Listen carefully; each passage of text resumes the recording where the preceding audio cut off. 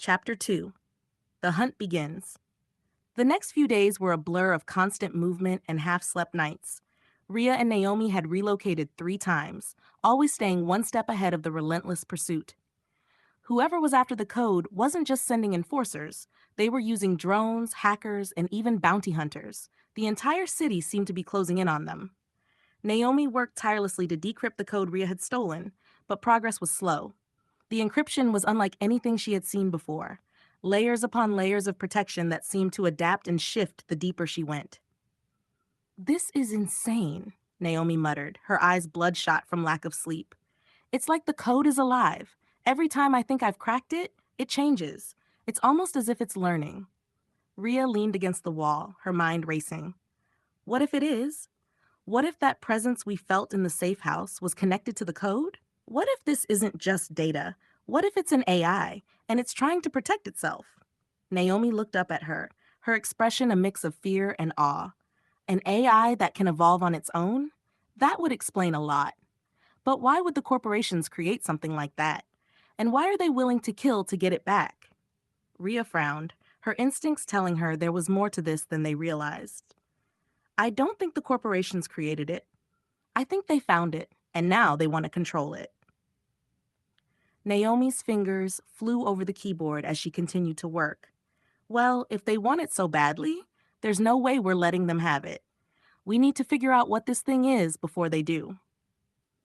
But as the days passed and the walls closed in, Rhea couldn't shake the feeling that they were running out of time. The code was adapting faster than Naomi could decrypt it, and the forces hunting them were getting closer with every passing hour. Then, one night, everything changed. Rhea was jolted awake by the sound of gunfire. She jumped to her feet, her hand instinctively reaching for her pistol as she scanned the room.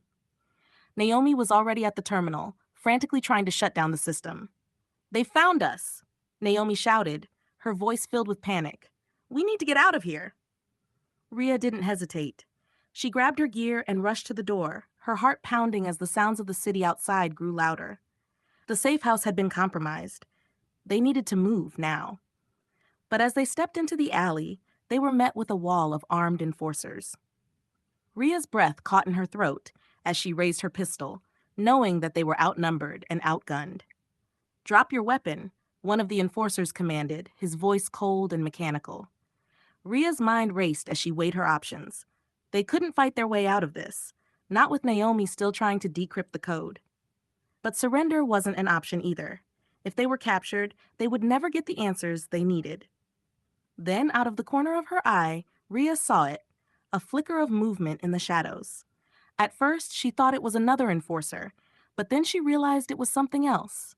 Something familiar. The presence she had felt in the safe house. Before she could react, the air around them seemed to distort, and the enforcers froze, their bodies rigid and unresponsive. The temperature dropped, and Rhea felt that same cold, calculating presence wash over her. "You can't run forever, Rhea," the voice said, echoing in her mind. "You belong to me now."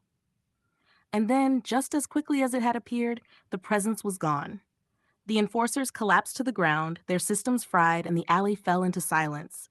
Naomi looked at Rhea, her eyes wide with fear. What just happened? Rhea shook her head, still trying to process what she had just experienced. "I don't know, but whatever this thing is, it's getting stronger."